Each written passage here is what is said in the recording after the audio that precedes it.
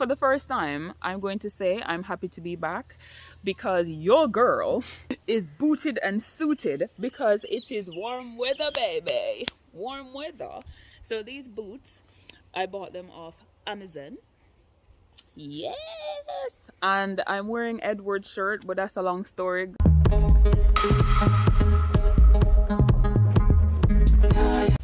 Hi guys, welcome back to lmarievita family. If you are tuning in for the first time, thank you for joining. On my channel, I do fashion and lifestyle. Even though of late I have been doing mostly lifestyle related content. I have been in Jamaica for 2 months, right? This is what 2 months in Jamaica did to me. I've gotten all the sun I need to last me for a while, even though my ass ain't complaining because it is sunny. Look at this. I'm not complaining. I'm loving it. So I just want to come on here to let you guys know what have been going on in my life. I haven't been to Jamaica for 2 years. And I just had a lot of things to catch up with. And the 1 month alone, so last year, October, the car that we had in Jamaica was in an accident. And of course, you know, insurance, it doesn't take a minute. So that lasted, the insurance bit and claims and all of that lasted until I got to Jamaica. Plan was for me to just finalize everything so that we could buy another car and go about our lovely lives. But it turns out that for the first month we were there, we literally had to rent a vehicle for I think 9 or 10 days, and by that time I said, Edward, this is a waste of money, I can't afford it. And then Edward is like, yeah, we can afford it. I said, no, we can't. If I can't, you can't. We were dealing with trying to sort out claims. Like even now we still haven't even gotten the money for the car that was crashed, because the accident that happened, it wasn't our fault. And so the person who ran into the vehicle, you know, he admitted to everything. It was fine. So there wasn't any problem on that part of it. But it was just the insurance aspect took forever and still is taking forever. Long story short, in the midst of trying to sort out claims, we were also trying to sort out another vehicle. So you can only imagine the stress levels. So Edward came out for 3 weeks initially, and then he came back to the UK. So then by the time we sorted out a vehicle, I was there with Matteo. And Matteo was not sitting in his seat, in his car seat, which is the norm. And that's why it's always useful to have another person in the vehicle. It was difficult. No, difficult is a nice word. It was hell, because even if I was just literally going into Falmouth, I prayed. I was like, Holy Spirit, whew.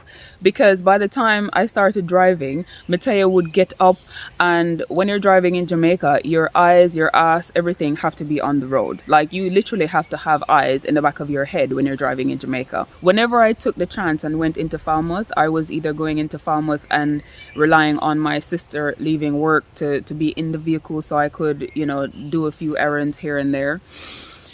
Anyway, that was the story. For 1 month, 1 month went by extremely fast because we had 1 million things to sort out. And then when Edward left, things kind of slowed down. So all the things I had to do, it was rather impossible. My sister was at work most days and only had 1 day off. So you can imagine, if you're working all the time and you have only 1 day off, by that 1 day off, you have 1,000,001 things to do. The second month, when Edward got back to Jamaica, that's when we kind of, you know, took the opportunity to do a few videos here and there. My grandma turned 100 while I was there, and we went to Montego Bay to celebrate her birthday, because I had like mini videos here and there, and I just didn't get the chance to piece them together. So that's why I didn't produce a video about that. But that was a really lovely moment. It was special. It's not every day you turn 100. Matteo loved Jamaica so much. People thought that he was born in Jamaica because this child was running around barefoot. He started saying a few things in patois, like "left me alone," "leave me," "me nah come."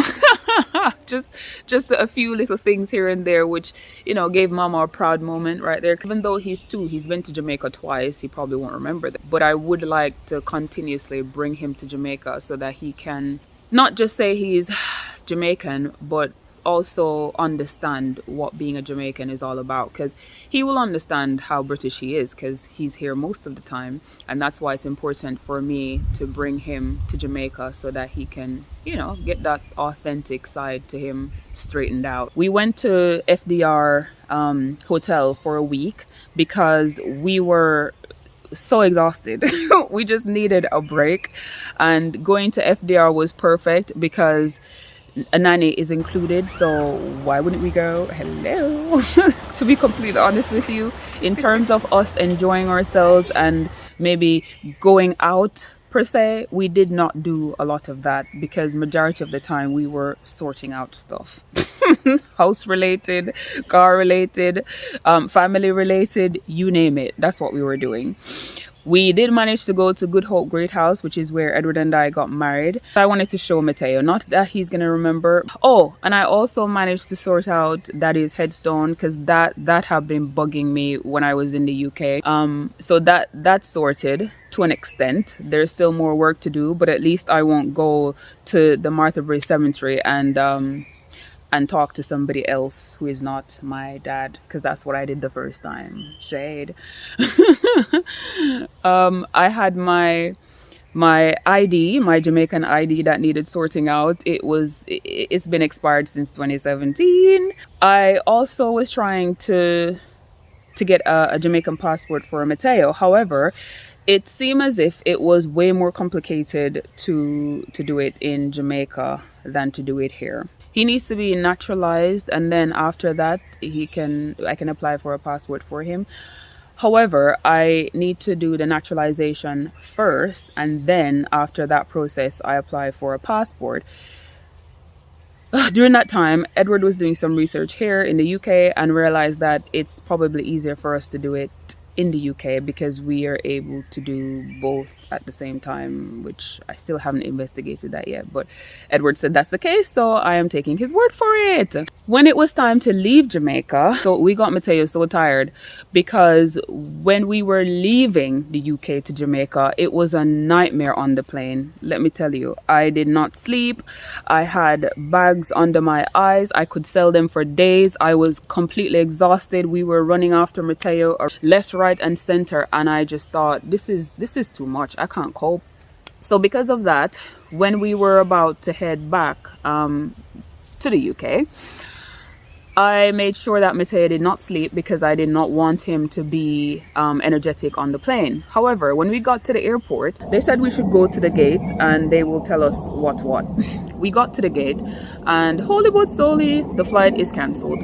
And we were chartered off into a bus and we went to the Hyatt Hotel, which that was great.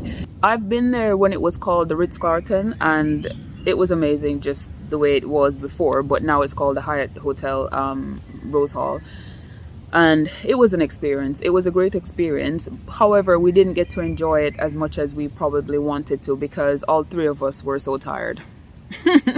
We walked around the property for a bit, had 1 and 2 glasses of wine, and then we went straight back to the room and ordered room service. That's how tired we were. Ordered room service and straight to bed because we had to wake up early in the morning to catch the bus at 9 o'clock, which was a ridiculous time for me anyway. We had to repack our suitcases because we had to take out stuff out of the suitcases, and oh my gosh, it was just a nightmare. By the time we got on the plane, nobody could tell us why the plane was cancelled. I think something happened on the plane, but they couldn't really tell us. But all I know is that they weren't really serving champagne, and I thought maybe someone drank too much and they were in a fight or whatever. Anyways, we got here safe and sound. I'm not complaining. When I got back to the UK, Edward's birthday party was coming up, which is something that we prepped for before we left, but then I didn't have enough time to prep anyone while I was away. So when I got back, the only thing we did was send out, we did like save the dates before we left, and also we sent out the invites. So when we got back, it was straight into trying to figure out what I was wearing, what Edward was wearing, what Matteo was wearing, what food is gonna be cooked, what drinks we're gonna serve, everything else, because nothing was sorted. I did not buy a fancy dress costume, even though I have quite a bit, but I needed something new for Edward's party. Yeah. And initially, I thought, okay, I'm going to be Avatar. And I said no, because in the evening it gets a bit cooler. So I said, no, that might not work. And then I said, oh, maybe a police officer. And then I thought, that's too boring. So I decided to be an assassin, which I will show you, some photos. I will put them on the side here. But I was an assassin, a beautiful, sexy assassin with my sword and all that jazz. I felt like somebody could have hired me. That's how I felt. I felt like a proper assassin. I felt like if someone came over and tried to scare a friend of mine or whatever, I probably would have taken out the sword, even though it wasn't a proper sword. But I was so in character. It was funny. For the first time, I'm going to say I'm happy to be back, because your girl is booted and suited, because it is warm weather, baby. Warm weather. So these boots, I bought them off Amazon. Yes. And I'm wearing Edward's shirt, but that's a long story. This jeans is probably a couple months ago, probably almost a year ago. I got a package from Beautiful. Thank you, Beautiful. They sent me a bunch of like jeans and stuff to do a try on haul, and this jeans was in it. Do you like it? Yeah. But yeah, I am loving my country gear, my country wear. I have embraced the countryside. Anyways, guys, I'm talking too much. I have said enough. Do take care, and please let me know your thoughts and feelings if you think that I should turn my YouTube channel into a lifestyle only content channel. Niche down, Lisa. Take care. Bye.